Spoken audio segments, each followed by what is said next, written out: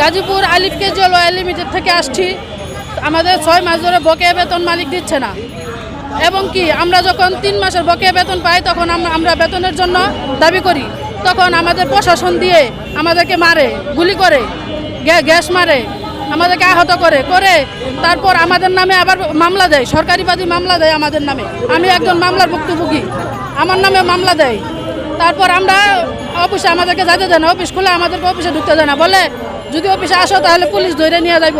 এই ভয় দেখিয়ে আমাদেরকে অফিসে ঢুকতে দেয় নাই, এবং কি পরে সবার আমাদের 10% স্যালারি দেয়, এবং আমরা যারা মামলাকৃত তাদেরকে ভয় দেখিয়ে ঘরে বসিয়ে রাখে, অথচ আমাদের বেতন দেয় না, অথচ আমাদের বেতন তারা দেয় নাই, আমাদেরকে শুধু ভুক্তভোগী করে।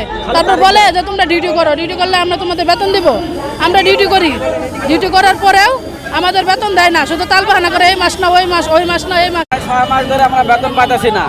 আর প্রথমে আমরা রাস্তায় আন্দোলন করছিলাম, পুলিশে বলছে আপনারা সিস্টেমে যান। আমরা সিস্টেমে চলছি, সিস্টেমে চলে কোনো লাভ হয় নাই।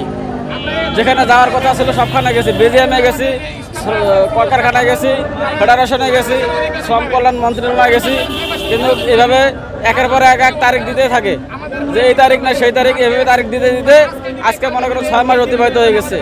কারণ আমরা রুম ভাড়া দিয়ে পাইতেছি না, খাবার পাইতেছি না, আমাদের ফ্যামিলির আত্মীয় স্বজন অসুস্থ হলে তাদের সেবা দিতে পারতেছি না। এখন আমরা নিরুপায়। প্রত্যেক মাসের 1 মাসের স্যালারি হাতে রেখে স্যালারি দিত, 20 তারিখ 22 তারিখ, এমনও গেছে 30 তারিখেও স্যালারি দিছে। তো আমরা কিছু বলি নাই, আমরা মাসেরটা মাসে পাইছি, আমরা নিয়ে নিছি, কোনো দাবি দাবা ছিল না।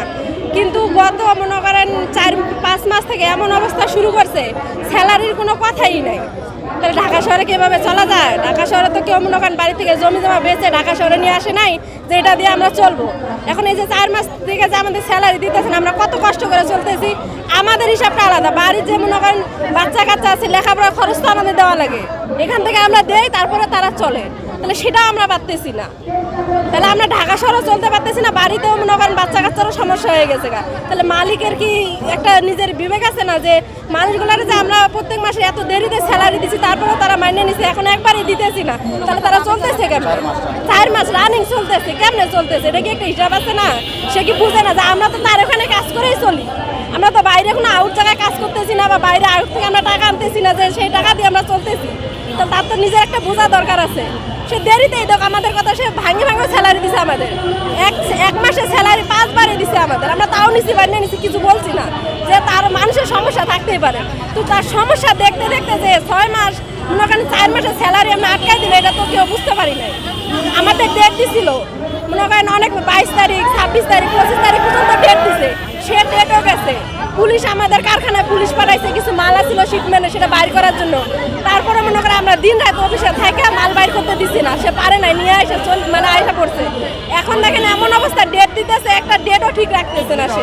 আমরা সে যে ডেট দেয় আমরা ওই ডেটই আমরা দোকানদার বাড়িওয়ালাদের দেই, কিন্তু পরবর্তীতে যখন দেয় না তখন আমরা তাদের কাছে 2 নাম্বারই হয়ে যায়। এভাবে তো চলা সম্ভব না ঢাকা শহরে।